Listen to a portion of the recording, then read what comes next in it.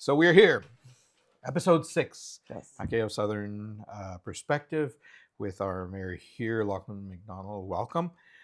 So this is the debrief with context of South Glengarry's November 10th, 2025 council meeting. So today we're sitting here with Lachlan.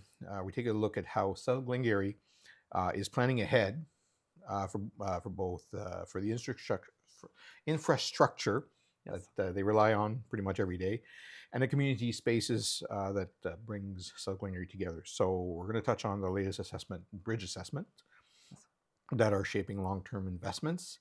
South Glengarry got an update from the OPP on service calls, and also looking at major equipment upgrade from the Charland Recreation Center. So little note is that because of a glitch, and glitches happen. Yes. The South Glengarry the Township meeting has not been recorded on YouTube this time. Correct. But you can get a debrief on the South Glengarry website. Yes. It's on there. So Yes. as click of there's all the points are there, and they're pretty much explanatory. So welcome, Lachlan. Oh, thank you for having me. Okay, so bridge assessments and infrastructure planning. So the engineering inspections found what they say significant deterioration at the St. Raphael's Bridge and moderate deterioration at the Sutherland Creek. So it prompted recommendations for major and minor rehabilitations that'll shape the township's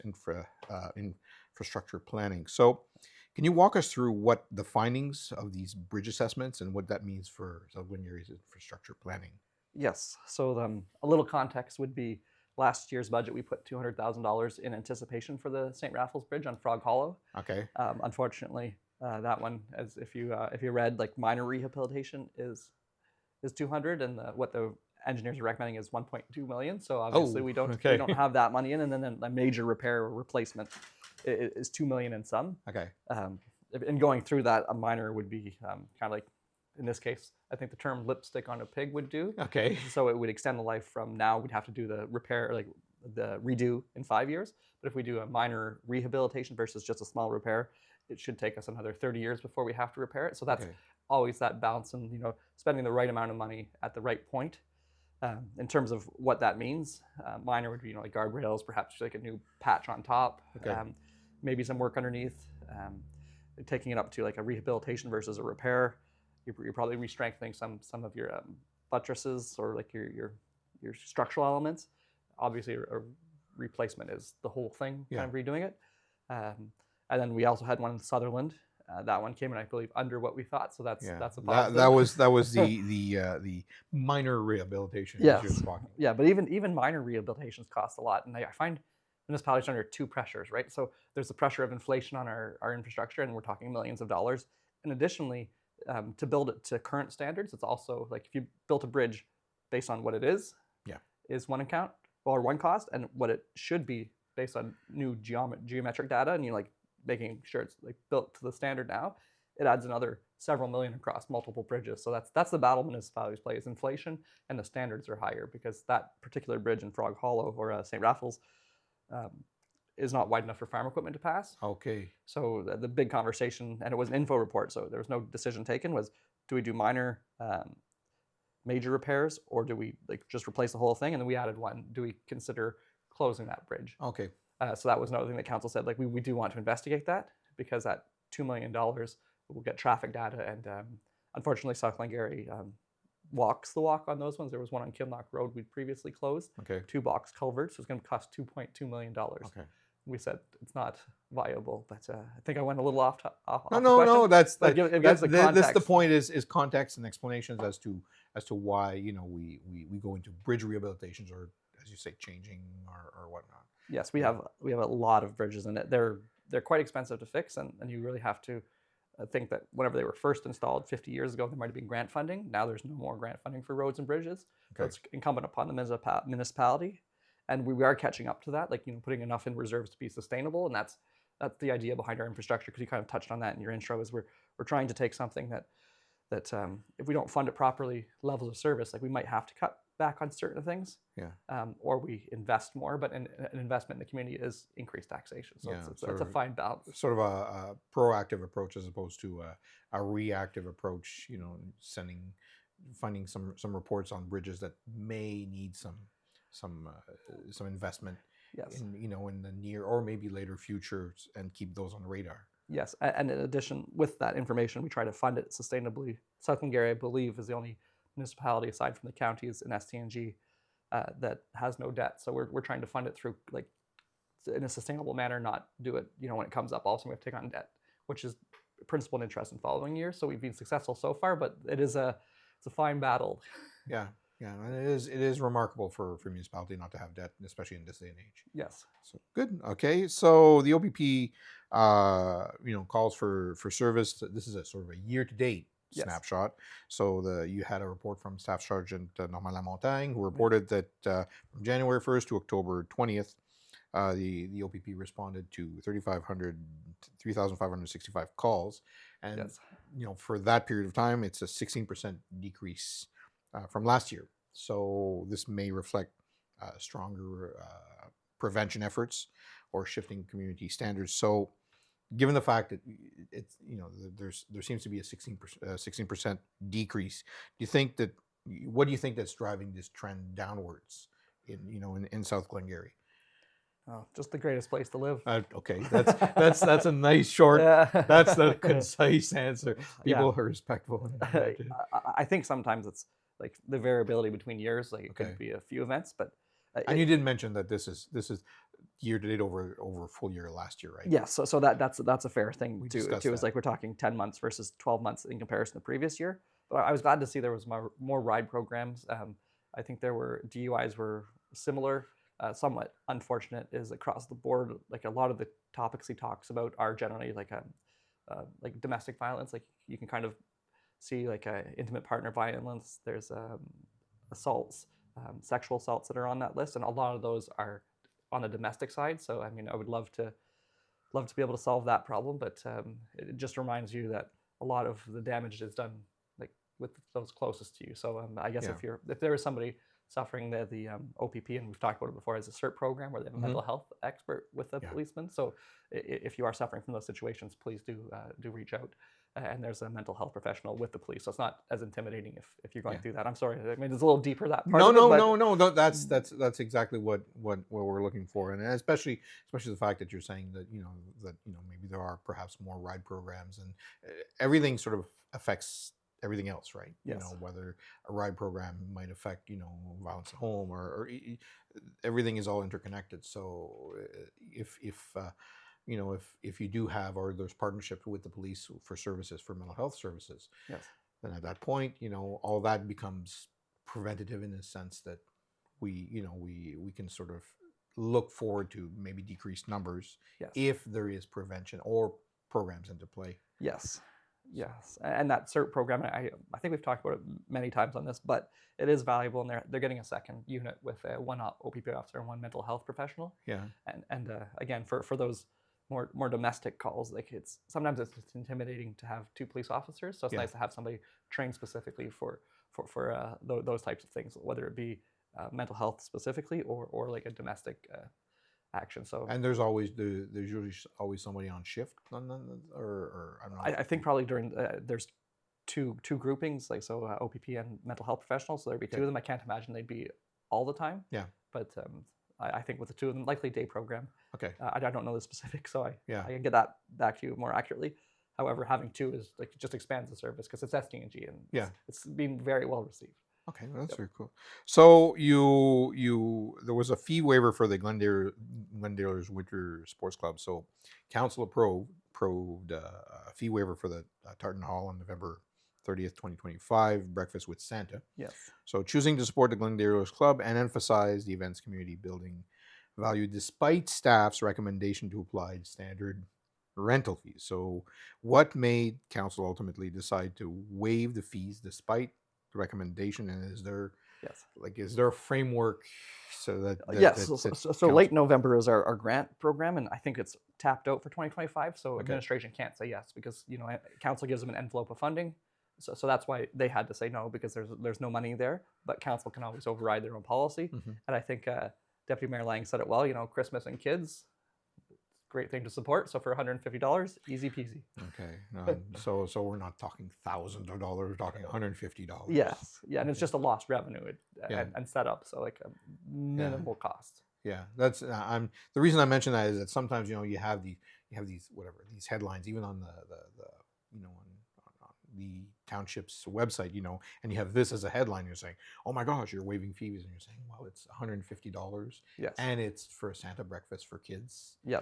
It's the Glendalers, I believe, are hosting it. So like a good group. They're in the community. They do their poker runs, etc. So so a simple request, and the only reason staff said no was because they have no more money that council's provided them, so they have to say no. Okay. Based on funding. So they probably would have said yes otherwise. Okay, that's good.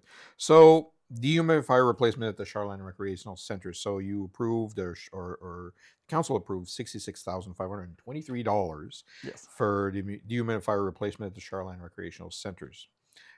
So this is going to be completed by Simcoe Refrigeration. So it's going to improve the humidity control, the ice quality, and energy efficiency for the township's 2026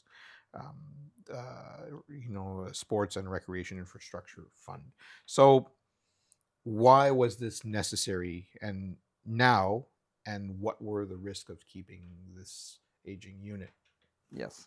So it's not broken. Yeah. Yeah. The not broken yet. We always say if it ain't broken, but. Yes. Yeah. I'm sure the users would not like us to bring back the squeegees from I think 2 or 3 years ago. There were squeegees given out, and you had the squeegee in the main hall. So we did upgrade some of whatever dehumidifiers. Now this is a particular one is the bigger one, and we are upgrading it to hopefully keep it the condensation down during particularly the spring and the fall seasons when we're fighting the temperature on the outside. And why?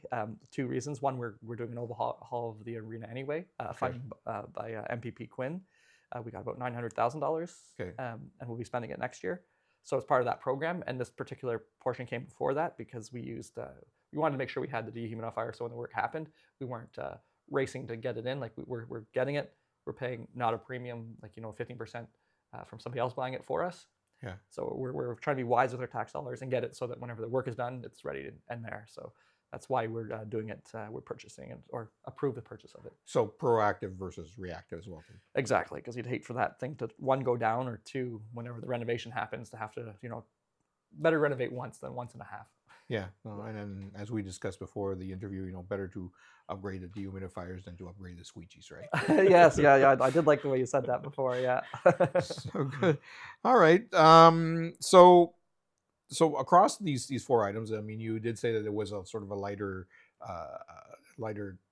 council meeting this time around. So across this, from bridges to arena equipment, it seems like South Glengarry is laying out some groundwork for long-term stability. You mentioned that currently you have no debt. That things can always change, but it's remarkable that a township doesn't have any debt at the moment. And so how would you describe the township's overall approach to aging infrastructure? We talked about the bridges, we talked about the dehumidifier, and are you seeing a shift towards more proactive, maintenance rather than reactive? And all of this, with sort of the sort of zero debt in mind. Yes. So I will first say that we built the water tower in Glen Walter, and they say sometimes the water tower comes and then the development comes behind it. That water tower will be on debt, but that's a user fee debt as well as future growth. So that will happen. But taxation debt, we're trying to make our budget sustainable in a way that if we have $1 million of assets and we have to replace them every 10 years. That we save $100,000. So I suppose the big thing that is the push to council, we have an asset management plan, as does everybody, was mandated by the province. And the core infrastructure is roads, bridges, water, wastewater, and stormwater. So, and then next that would be secondary assets being your buildings and your fleet and everything else, kind of like your parks and rec, so to speak. So we're really, really focused on roads and bridges, and then because it's what everybody experiences, right? Yeah. You'll often hear, all I get is garbage and recycling, and they don't even do that well. So I would say that you get on a county road or a township road, it takes you anywhere until the Darien Gap and down in Central America, you can drive uninterrupted, right? So like Yeah. the fact that you can get on a road that takes you all the way to Costa Rica, kind of to me is a cool thing, and like Yeah. there is that. So we focus our money there because our asset management tells us to, and it's good practice, right? Sustainable government is what we say. And I was reflecting now that it's less than a year for the campaigns to start again. Is like I did say rural fiscal responsibility. And I think our rural values in South Glengarry and Glengarry as a whole is like we take care of what we have and we save to replace it. Okay. And we try and do that in a sustainable manner. So it fits what we're doing as a council. Okay.